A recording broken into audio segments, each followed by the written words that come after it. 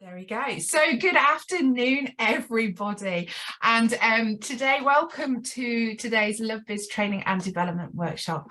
I have the absolute pleasure as one of the LoveBiz hosts to introduce Alison Phillips from Kindred CSR, and I'm just going to read out a little bio about Alison that some of you may have read or not read. So Alison Phillips is the founder of Kindred and has been working on social values projects for nearly 20 years. You don't look old enough. Bringing a wealth of knowledge and passion to the private and VCSE sector, which I'm interested to know what the VCSE sector is. She loves to get to know your clients or her clients personally and deliver high impact projects that reflect the values and personality of the people behind the brand. She believes, and I love this, that every business can make a positive impact on society and the environment. There is not a single business out there that doesn't have an impact on people or the planet, whether it's the products or services you provide, the people you employ, or the economic benefit you contribute to. There will be a footprint you have left somewhere. I am totally intrigued, and it is my absolute pleasure to hand over to Alison, who is going to talk to us all about understanding B-Corp. Alison, over to you. Thank you very much, Julian. Hello, everybody. Good afternoon. Thank you for joining me on this fabulous Tuesday afternoon. Bear with me, I am a little croaky, I'm afraid. So I might be stopping having a sip of water. Just to let you know, Julie, that the VCSE sector is the voluntary, community and social enterprise sector. So it's all to do with how I used to work with charities and working with councils and businesses to pull together group projects around the environment and society and community. So that's what the VCSE stands for. So today, like you said, I'm talking about B Corp, so I'm going to go straight into it. There will be a little activity, and later on, once I rattle through my slides, which I do apologise for, there are a lot, but obviously B Corp is a very complex and large-scale sort of certification process. So there's a lot to understand, and there's a lot of information in here that you would really struggle to find on the B Lab website. So I've kind of tried to condense it all into one place. So there might be a lot of slides, but there is a little activity just to start off with, which is going to get you thinking about your business.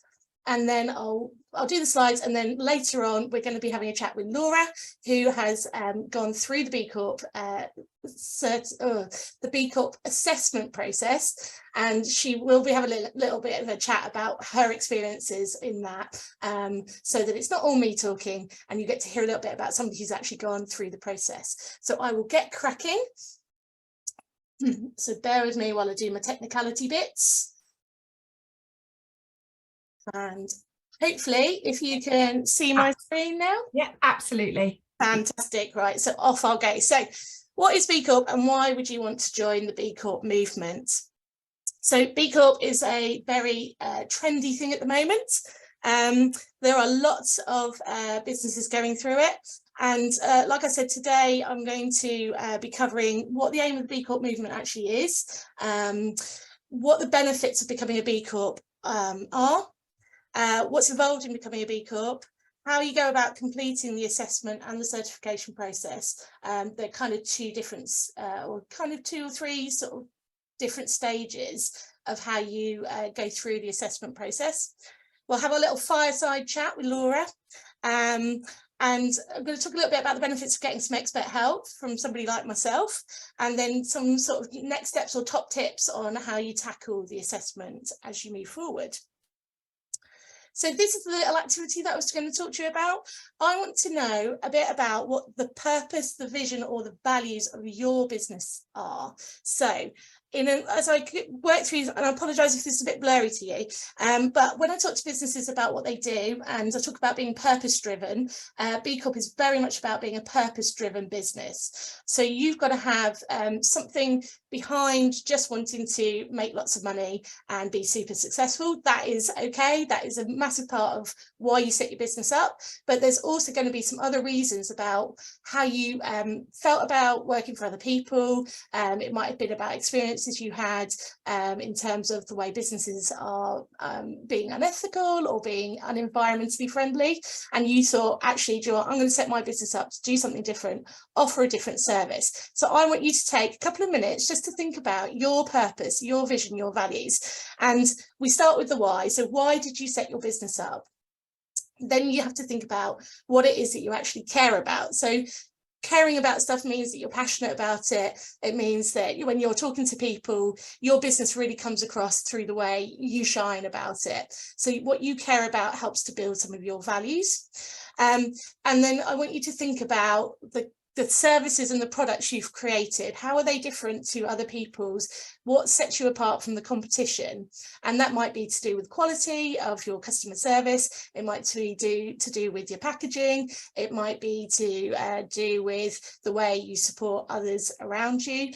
So that's all about how you're developing your services and your products. It might also be about what you actually wanted to achieve with your business. So having a think about how you achieve things in your business gets you to think about the purpose of your business as well, because if you want to be winning awards, then you need to start thinking about what you're putting in those awards applications and how you're talking about your CSR, which is what my Kindred CSR stands for, is your corporate social responsibility, and whether or not those kind of things are important to you.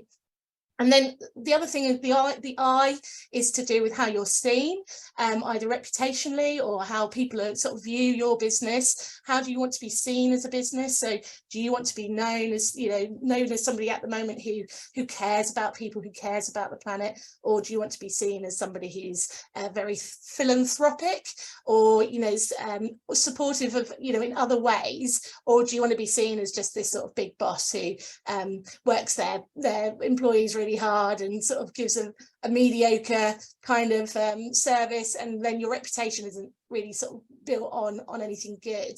And then the other thing, the little memory stick, is to think about what your legacy of your business is all about. So when you decide to pack it all in because you're reaching retirement, or you're taking a change of direction with your business and you decide to maybe sell it on, what legacy do you want to have left with your business? And again, it kind of comes back a little bit about reputation, but reputation is sort of now and legacy is the future. So it's thinking about all of those things together help to build your purpose and your values within your business, and you build any kind of corporate social responsibility or ethical and environmental good practice on those visions and values that you hold. So I'm going to just give you a couple of minutes just to digest that and start to think about why you started your business, what you cared about or what you care about going forward, the kind of products and services you're offering that are different to others, what you want to achieve with your business, how you want your business to be seen now, and then how you want your business to be remembered in the future. So I'll give you a couple of minutes just to think about that. And if you want to put anything in the chat to do with any of those areas, feel free to drop them in so that you can we can sort of see if there's anything that we have in common or any differences that we've got.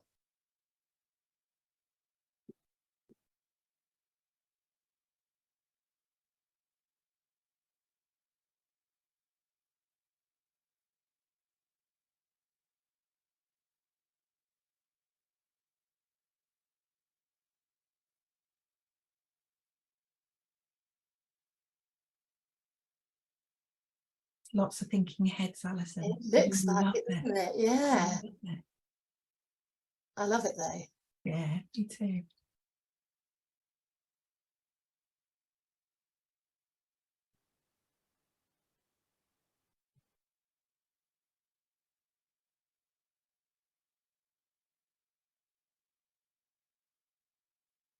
And if anyone's got any questions about that while you're thinking about them, do feel free to unmute yourself and just have a, we can have a quick chat about it.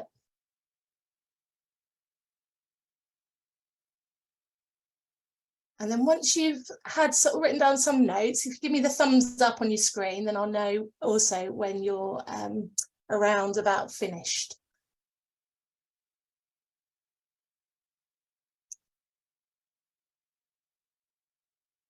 Do you find when you ask the question why, why people go into business, that it changes over time? I don't think so. I think that original why you started your business will always be the same. I think, because that's what, when you set yourself up, that's what you wanted to do. So I think what changes over time is whether or not you've actually achieved that, and how, as you've grown your business, it's you've either built upon it, or it's steered the direction of your business, should I say. So you can't really change the why of why you started your business, I don't think, personally. But I do think that as you grow, you certainly reflect on it maybe a bit differently, and think, was that what I wanted to achieve when I started? Or actually, am I in a better place, or am I a bit in a worse place? So I don't think it would change, but maybe other people would say that it does. No, it just intrigues. I just often wonder, it's a question that I often ask my clients, why did you set this business? I think it's a real soul kind of searching question. We have to go back to those, especially if you've been in business for a long period of time, to actually go back and revisit, why did I start this? What was it that motivated me? It's such a fascinating question, and I love the answer. I think especially if you're finding it challenging, or you're thinking about changing direction with your business and growing your business, reflecting back on why you started it will give you a good idea of maybe what's good for your business and what's not, which is a huge part of sort of sustainability. When you're making decisions about your sustainability within your business, it's always good to go back to that why. So looks like, I think most people are sort of finished, or at least I need to move it on, because we're not going to run out of time. But hopefully, yes, like you're saying, reflect on that why of your business, gives you a good idea of what the purpose of your business is. So, I think a lot of time that as businesses grow, you lose a sense of that purpose, because when you're an individual business owner, you have quite a lot of control over your business. You can make a lot of the decisions. But as a business grows, those values have to be spread amongst other people. You have to rely on managers and all that kind of thing to try and disseminate those values across your teams. And sometimes remembering that why is really important about when you're changing direction, especially with something like a certification process, that why gets communicated out to people so that they buy into the extra work that they're going to have to do. Because B-Corp is an extra layer of work that you have to add into your day-to-day business operations. But if you know your why and you communicate that really strongly, people will be on board with it, and they'll see the direction that you're trying to travel in. So I will move us on. I've got a video. Let me see if this will come up. So bear with me. This is all about B-Corp in their words. Throughout history, humankind has created a multitude of different economic and social systems. Traditional systems, absolutism, feudalism, communism, capitalism, the list goes on. And while systems are complex, the truth is they were built by people, so they can be changed by people. After all, humanity is interdependent with one another and with the planet. The problem is, this is often forgotten, and short-term gains are prioritised over long-term value. Me over we, now over the future, inequity over justice, profits over people and planet. Leading to this and this, all of which are negative impacts of our current economic system. But it doesn't have to be this way. We can transform from profiting only the few to benefiting all, from concentrating wealth and power to ensuring equity, from extraction to regeneration, and from individualism to interdependence. It is not an unreachable ideal. It is the reality that we, the B-Corp movement, are already building. All around the world, we enable companies to improve their social and environmental impact with our standards and tools. We certify and engage businesses that meet these standards. We catalyse public policies that expand businesses' accountability beyond just to shareholders. We steward communities and collective action and amplify the stories of people using business as a force for good. The B-Corp movement, led by B-Lab and Systema Bay, positively impacts nearly 300,000 workers at over 4,000 companies in over 150 industries and 77 countries. Together, we're transforming the global economy to benefit all people, communities, and the planet. Together, we'll realise our vision of an inclusive, equitable, and regenerative world. Join the movement.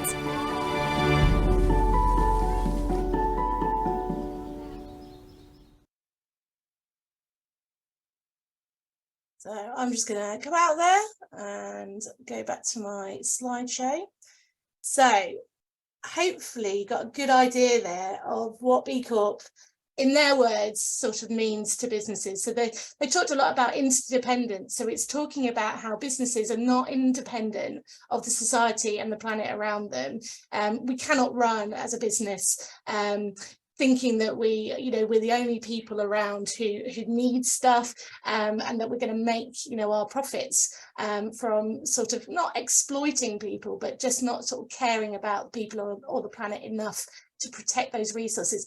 They're big assets to our business, and so we can be profitable as businesses and be B Corps. It's about how we use our profits to reinvest in people and protect the planet. So B Corp is really I get quite passionate about B Corp because I think that the fundamental messaging behind B Corp sits within everybody's businesses, whether you want to go through certification, full certification or not. And using B Corp, you don't have to fully certify as a B Corp, but you can use their impact assessment framework to understand a little bit more about what that impact is that your business is having on people and the planet. And it actually breaks it down into 5 categories, which I'll cover in a bit. So that's their thing. They're very visionary in terms of a global approach to businesses working together to try and turn sort of the economy around from being a purely shareholder focus to more of a stakeholder focus. So that's B Corp in terms. The B actually stands for benefit. I don't think anybody ever covers what B actually stands for. It used to be a benefit corporation, and then it's been shortened down to B Corp. So if anybody ever asks, if you're in a pub quiz and somebody says, what does the B stand for? It's benefit. So certified B Corps are companies that are verified by B Lab. So they are the overarching organisation that has created the standards, and they are the ones who will assess the business on their scores and their answers within the assessment process. So they're verified by B Lab to meet really high standards of social and environmental performance, transparency and accountability. So obviously, alongside any other certification process, as soon as you get externally audited by somebody, you're adding in transparency and accountability to your business. Some of the numbers in that video, by the way, were out of date because the movement, the B Corp movement, is growing so quickly that they just cannot keep up with the numbers. So in the UK now we have over 1,000. We have just hit 1,000 B Corps, and that is also growing sort of globally. So at the moment we've got over 5,600 B Corps globally, and that's in 158 industries, not 58, and 85 countries. I think it said 70 odd in the video. We now have 1,000 certified B Corps in the UK, and 28,000 businesses are using the business impact assessment, which I'm going to call the BIA from now onwards. So that means that they can go into that framework and be updating it and putting in their information and seeing their scores without having been certified. So it's quite a lot of businesses using it now. An interesting fact that I thought, just for this group, 1 in 4, so 24% of the UK B Corps are owned by women. Yay! Great. That's because we consider to be a minority group or an underrepresented group, obviously in the business world, which is why LoveBiz exists, because it's all about women supporting each other in business. So there is a lot of kind of weighting in any kind of ethical ESG, CSR accreditation at the moment around underrepresented groups running businesses. So women are in that group, in that category, and underrepresented founders make up 8% of the B Corp leadership, and that's something that we're going to probably see a lot of change in next year. And the B Corp also do something called Best for the World. So across those 85 countries, they've looked at all the best businesses with the highest scores in the 5 areas of the impact assessment. And 165 of those are in the UK. So we're doing a great job, but we need to build that momentum and get more businesses signed up to being a B Corp.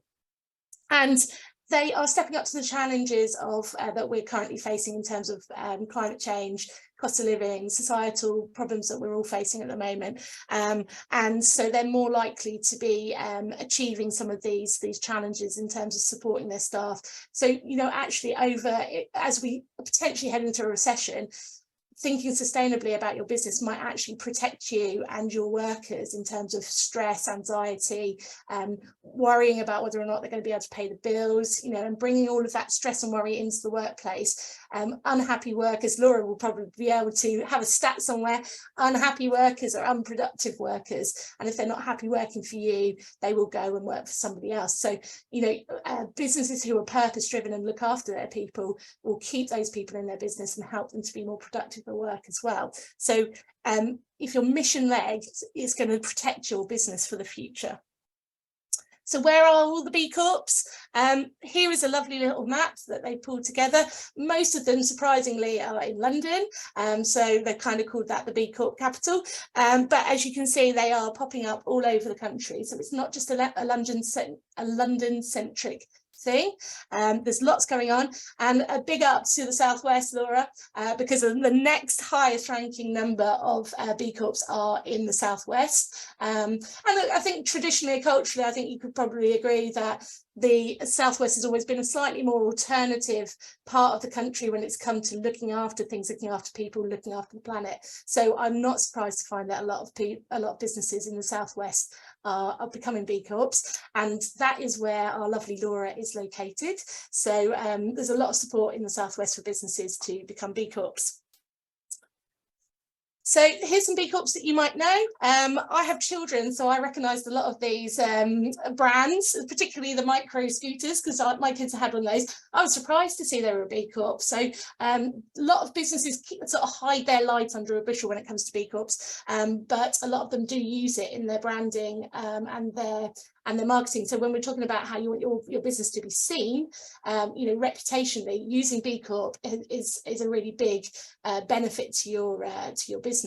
So there's some, you know, big names on there. There's lots of other big names, but there are also loads of smaller businesses who are certifying as B Corps who don't have the power of the brand like these companies do behind them. So they don't have the big teams. You know, they are doing this themselves or amongst a smaller team of people, but there's lots of people there who you might know. You can go onto a B Corp directory online and you can go and search for B Corps by the country or by the industry they're in. So if you start to want to think about diversifying your supply chain and including more sort of B Corps into your supply chain, you can go on there and find people. There's marketing, advertising, you know, accountants, recruitment consultants. Everybody's on there. There's lots of the industries are covered, so you can go and check them out. So some of the benefits that I've already talked about being a B Corp, or just generally focusing on your CSR and being slightly more purpose driven, is that B Corp's done a lot of research with their what they call their community, and they have asked them questions about, you know, by being a B Corp, have you found that you've benefited from it? And a lot of the benefits have been about attracting and retaining committed and motivated employees. So you're attracting people who are very similar to your own values and your own approach, and so you're bringing on board people who, you know, already get it. So it makes your life a lot easier as a business owner to attract and retain those staff. And because you're looking after them, you're a great boss and people want to stay working for you.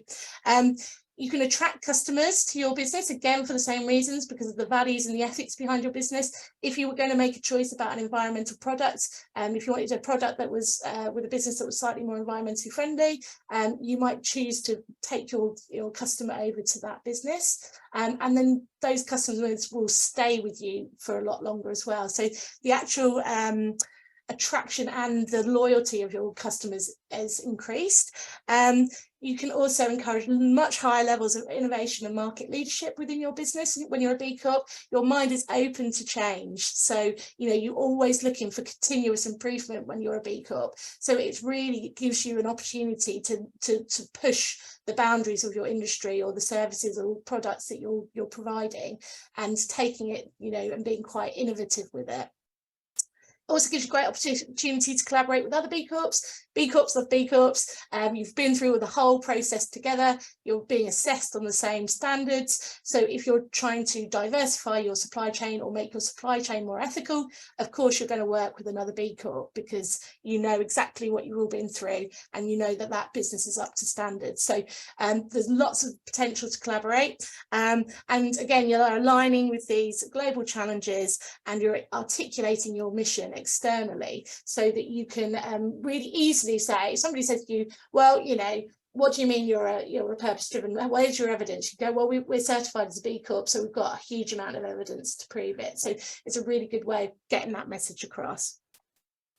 All right, so what does it really actually mean? It's about that reflection of your ethos and your culture at the heart of your business. It's an all-round verification process, so it's not just focusing just on the environment or just on HR. It covers lots of areas of quality within your business. It is more than just an audit. You do have to think of it as being this ethos and culture of your business. It's not just a tick box process, which a lot of people feel that verification sort of processes are just tick boxes. But I'm sure Laura will explain later about how much detail you have to go into and how much hard work it is. And you cannot answer the questions just with a tick box. They really do get you thinking about your business. So it does help to embed it a lot more into your day-to-day operations.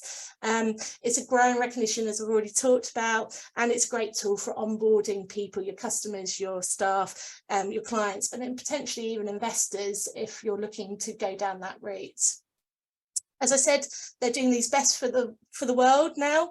So every year B-Lab is recognising the top performing B Corps, creating great impact through their businesses. And like I said, I think it was 165 are in the UK. So we have got some of the best high performing businesses in the UK, and you could be the next one. So is it for you? I can't tell you that, only you can decide. 95% of B Corps are actually SMEs, so it's not a hard thing to do for an SME to do it, or it's not an unreachable goal for an SME. It might still be quite hard for you to achieve it, but it's not unreachable.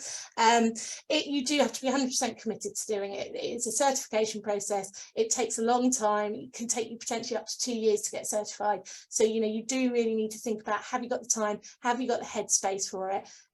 You don't necessarily need to have a lot of money unless you want to hire a consultant to support you through it, but it is going to have to be integrated into your day-to-day running of your business.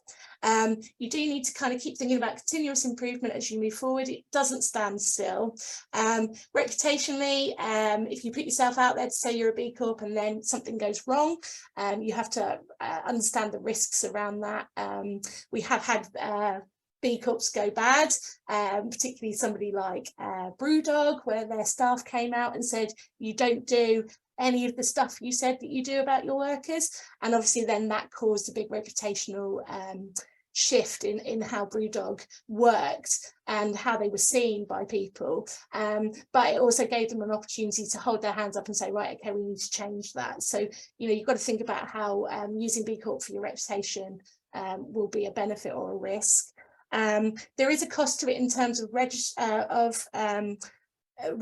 registration fee and a certification fee. So to do the actual impact assessment, it is free, but if you then want to go into the certification process, you do have to pay, and it can be a very slow and painful progress. So you have to be dedicated to it. So like I said, there's some businesses who are no longer B Corps. Etsy, they just decided it didn't really quite fit their business model, so they stopped being a B Corp. And Brewdog and Nespresso have been quite controversial in terms of having the standards. But B-Lab are very much on the side that we need to give businesses the opportunity to change and be better then exclude them from the process and just keep marking everybody down with a black mark saying, well, you know, you're really terrible. B Corp can actually be a really good opportunity to change a lot of bad within businesses. So they sort of like to stand up to the controversy and say, well, we're working with them to be better. And if B Corp can do that, then what a great way to be. Let me move on. So what's involved in the B Corp certification process? There's 5 areas to B Corp, and I'll show you how you log in and register and all that stuff in a minute, and you'll see what the actual page looks like. But the 5 areas that are covered are your governance, so that's about your policies and your practices, and that reflects on your mission, your ethics, your accountability and your transparency. Then you have a section about workers, so that's all about how you look after your employees. That's either permanent staff, temporary staff, contractors, full-time, part-time, it covers everybody. So you cannot hide behind saying, oh, we only do 0-hour workers, or we only have this and we only have that. It's about how you treat everybody who works for your business. You have a section about your customers. So that's obviously learning about how you can improve the value that you create for your direct customers and the consumers of your products and services. So again, that can either be about quality of your products, your customer service, lots of things about feedback and how you engage with your customers in terms of your business. Quite obviously, there's a big section about the environment, covering your carbon footprint, but also other things in terms of maybe if you're organic, your buildings, energy efficiency and all that kind of stuff. It's all in that environmental section. And if you already do something like an ISO 14001 or 9001 as a quality service, a lot of this, you might already find that a lot of this information is just transferable over into the impact assessment. So you might not be doubling up, you're just putting it all into one place. Then you've got a section about the community, and you can spot the deliberate mistake here. There's a section about community, so it's all about how you sort of use some of that profits either to donate to charity or to invest in you know, initiatives that support local or underrepresented groups. So you know, if you already, again, if you're sort of looking at how you improve on the donations you make or the ad hoc stuff you do here and there, this is a great way of focusing your mind and putting that into this section. And then you have a disclosure. So the deliberate mistake, as I said, there's 5 areas of the B-Corp assessment and there's actually 6. So you have a disclosure, but everybody has to do the disclosure. It's basically a chance for you to get all those skeletons out of your cupboard, but they are focusing, it's asking very high level controversial questions in terms of which industry you're working in. So if you're in alcohol, tobacco, oil, fossil fuels, if you're working in prisons and all that kind of stuff. So if you're in sectors which are quite traditionally known as either being you know, environmentally unfriendly or ethically unfriendly to people, it doesn't stop you from being a B Corp. They just need to know that that's what you work in, so that they can work with your business to really understand where you make a difference and you know, how you're working within those industries. So there's 5 steps to verification or certification, should I say. So you register, the first one is that you register with B-Lab and you sign up and you get a free account. You put in your details about your business employee numbers, where you're based and the industry and the environmental impact that your business has. So then you move on to completing the BIA. So you're aiming for 80 points. So that's the criteria line, is you can't certify unless you're over 80 points. And you're aiming to have 95% of the impact assessment to be completed. If you don't have those 2 thresholds, then they won't put you into the evaluation queue. And you upload evidence and you make comments against each of the questions, which are multiple choice. So you choose which one you feel is most reflective of your business, and then you upload comments and you upload evidence, and that's what you get assessed on. Once you kind of got to those thresholds of 80 points or 95 and 95% complete, you can hit submit, and that's when you pay a registration fee. And then you join the evaluation queue, and it's basically a first come first served in terms of when you get assessed and when they start to evaluate you, and you start to get lots of comments backwards and forwards between you and the evaluators asking you for certain things, either clarification on certain questions or for more evidence, and you just keep building backwards and forwards until they feel you're ready to go to the standards committee. So you go through to the verification stage, and that's the standards committee where they will review your BIA. They're actually independent to kind of B-Lab in terms of the evaluators. So they know the standards inside and out, and they will look at that, and they might then pick out one or two real key parts of your kind of impact. And then you'll have an interview or a call with them, and they will ask you about that in more depth. So you get a chance to speak to the standards committee. And then if they like you and they think that you're honest and you've done everything you said you do in the impact assessment, then you get certified and you pay a certification fee, and you can use the B-Corp branding. And you can go to town with it. You can put it wherever you like, because it's yours, you earned it, and it's a way of celebrating your achievements. So it does cost, it ranges, so it scales. The initial registration fee is £250, and you can actually get a discount on that if you're from an underrepresented group.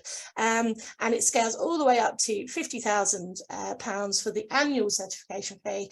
If you're earning, I can't even see how many zeros that is. That's more than 1 million, isn't it? That's like 1 billion. So if you're lucky enough to be earning that much money on your turnover, then you'll be paying £50,000 a year to be certified. But that's probably because you've got to a point where you're a very complex business that needs a lot of investigation and a lot of evaluation.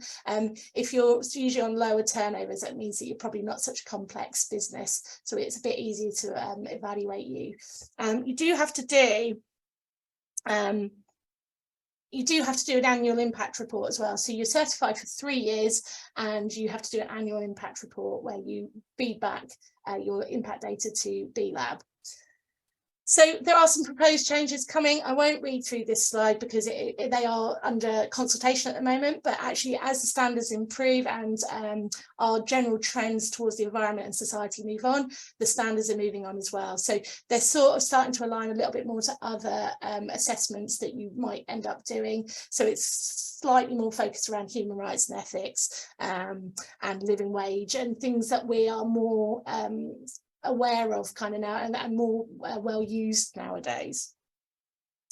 So very quickly, this is what the impact assessment looks like. So I want to have a chat with Laura, so I don't want to leave this too short on time. So when you get started, these are the screens you'll see. So you put in all your details here, put in your company headquarters. You do have to have 12 months of data. Let me go back. So it says about your last fiscal year end to date. You do have to have full 12 months of data to be able to fill out the assessment and certify. But if you don't have 12 months, you can be at something called a B-Corp pending. So you can do the assessment, but once you've got 12 months of data, you convert it over to a full certification. So you can select your industry. You then select whether or not you have what kind of footprint you have. And you then select again even more the industry that you're in, because it builds the impact assessment around what your industry is. So the size of your company workers. So if you haven't got any workers, so if you're a single founding business owner like I am, I don't employ anybody apart from myself, I would select 0 workers, and I lose a huge amount of the workers section because it's not about me, it's about the people I employ. So it will tailor your assessment depending on your size and your industry. And then you hit get started, and you go through to your dashboard. Laura will be very familiar with this dashboard. Has loads of features. It tells you what your next steps are going to be. It can show you when you get notifications when you're being evaluated. They pop up at the top here. You can review it, you can share it, you can export it as reports, so you can disseminate it across other teams.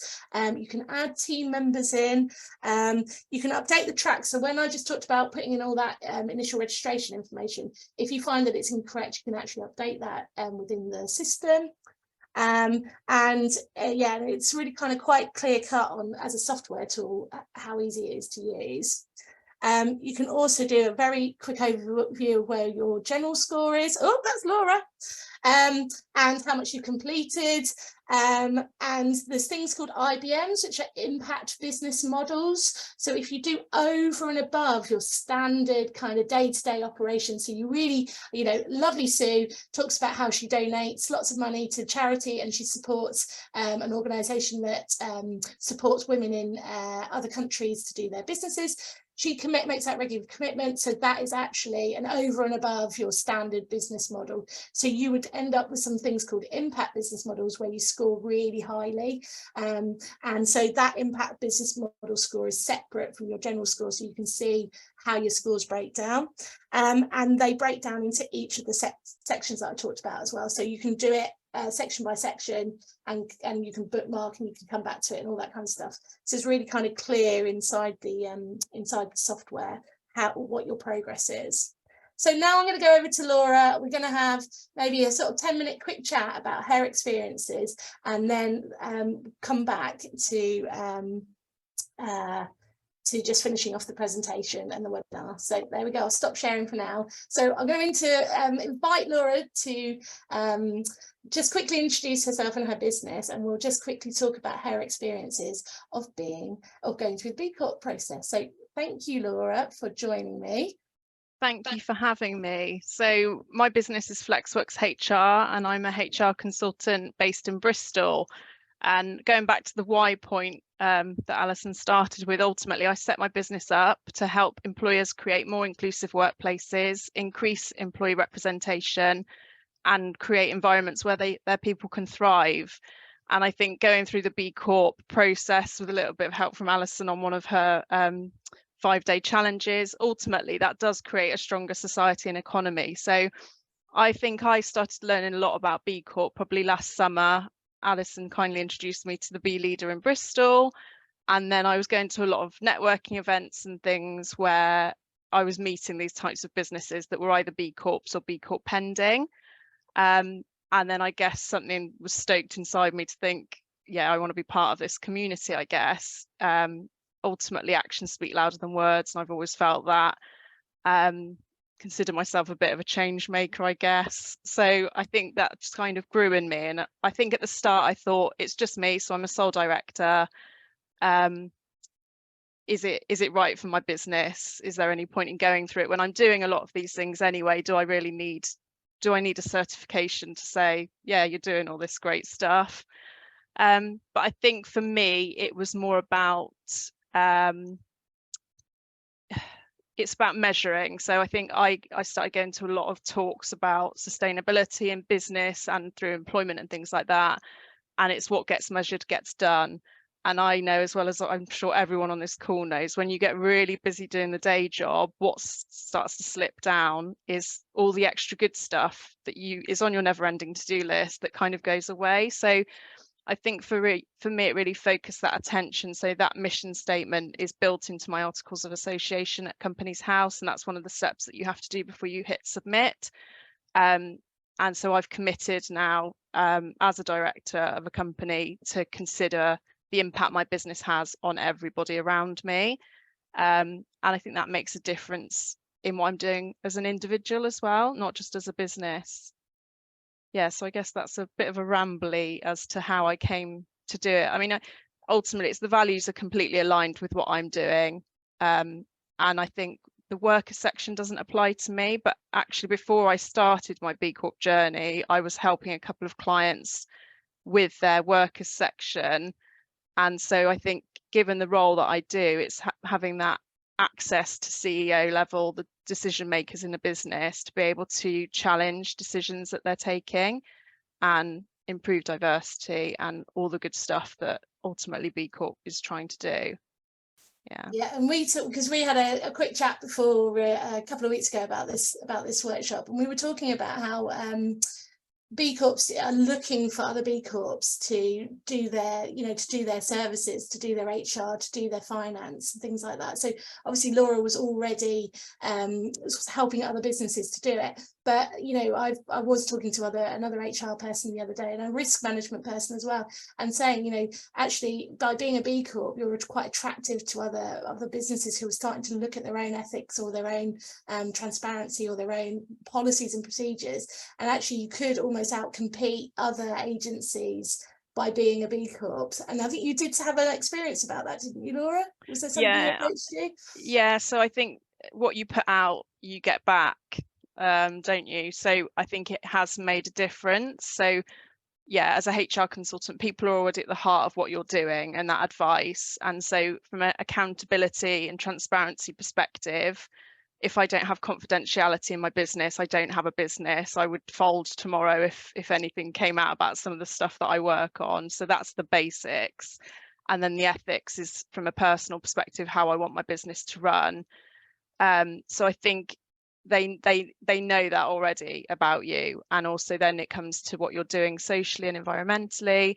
I think it takes it as a whole. So for me, my main supplier, with it just being me as an accountant, she's female owned, she's going to be going through B Corp, and then I've just attracted a new pending B Corp client, and again it's having that relationship where you've had those touch points, and they don't really need to go through supplier diversity, checking what your suppliers are up to. So a big part of it is stakeholder engagement, and that's sending out your potential suppliers when you're in that negotiation stage. What are they doing from a social and environmental and a people perspective?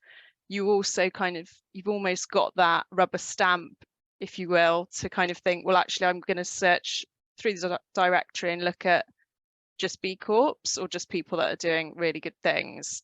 So I think it does make a difference. And obviously Southwest has such a huge and growing number. For me, ultimately it will be a competitive advantage, because I'll be the only one in the south. I'll be the only one in Bristol that I know of. There's a couple of HR, but they do slightly different things. So it's who I want to work with as well, linked to that. So not just the supplier side, but the client side. I don't want to work with business owners that don't take their people's responsibilities seriously. So it's like we were talking about it, Alison, weren't we? It's a pre-screener for who I choose to work with as a client, which is quite sneaky, but I quite like that side of it, because that they're putting their money where their mouth is and they're serious about what they're doing. So hopefully it will avoid less of the clients that we don't want, that we're trying to get rid of in other webinars that we're doing. Yeah, that oh god, why did I take them on? They're not similar to me, we can't work together very well, like I'm trying to get them to change things and they don't want to change it, and you just think, why am I putting all my time and my effort to run my business how I want to run it, and to work with the wrong kind of clients? So yeah, really good way of screening those clients. How did you find the certification? Because I know I'm not certificated yet, am I? Oh, you're not well, sorry, should I say you've hit submit? So I hit submit back at the end of May, to give you an idea. So I've done all the stuff that I need to do from my side, and I'm just in the queue. And who knows, I got a teaser email to say about 3 months ago, micro businesses will be, really quickly move forwards, and that's kind of come and gone. But yeah, the impact, I would encourage everyone who has an interest in this to do the impact assessment. It's free. It is quite time consuming, but I think it gives you, and don't worry about the things that you really don't understand, because I think you get to a point where you just think, I've no idea what that means. The info buttons aren't particularly helpful on some of the stuff. But I think it gives you areas to look at, so you'll see where your areas for improvement are, that you can then start to work on, whether it's by yourself or with a B leader. Because I did that, so I did the impact assessment myself. Obviously with the HR side, the policies, procedures, I draft all them myself, so I know a lot of that stuff.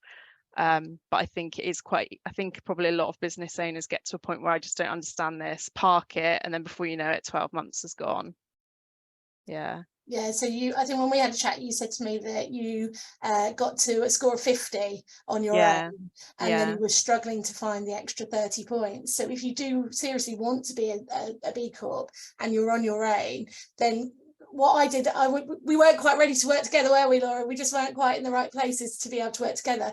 But I knew somebody locally who's doing similar things to what I'm doing now, which is running a like a cohort approach, and he has lots of businesses on, and he's a B leader. So we've done some training with B Lab, and we can help businesses to identify some of those gaps in their scores, and we can help them make sense of it and go, all right, well, you just told me you do this, so that is your evidence, that is your comments, and then that affects the score and helps to boost. So Andy in the Southwest actually helped Laura to go from 50 up over the 80 threshold.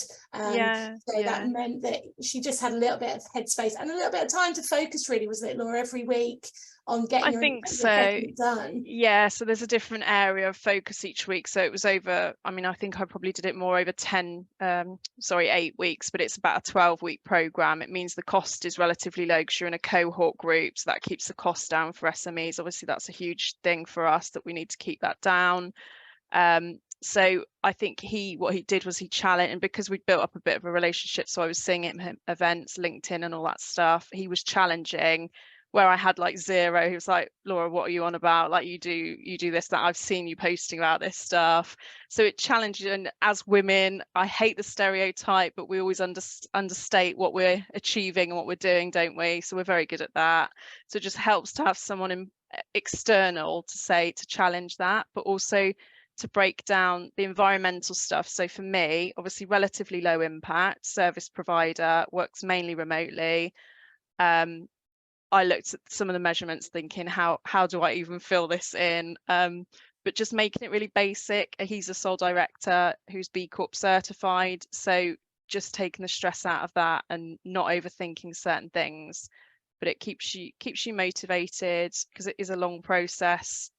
I think you feel like when you hit submit, that's it, but it's constantly bringing things into your decision making about how you run. So for example, for Christmas, for the holidays, you know, people start sending out hampers to clients and referrers, don't they? And actually I've decided to just choose a selection of locally based charities that are in line with the SDG goals, so that clients and referrers can vote who they want to donate to, you know, on their behalf. Just little things that you can then incorporate into your business, which will make a difference over time. Yeah, I think going through any kind of assessment, as soon as you start to learn more about your business, it certainly makes you helps you to make a more sustainable decision, whether it's the right time for your business to do it. I mean, so B-Corp's not just about the short term, is it, Laura? It's about thinking about long term with your business as well. So there are some easy wins you can have in the B-Corp certification process, but there are also some long term goals that you can go and reach for. So, you know, within the next 3 years of getting recertified, you can move your business on, and you can do some of those long term things as well as the short term gains. So it's you don't have to make every change straight away, but it does keep it in the forefront of your mind.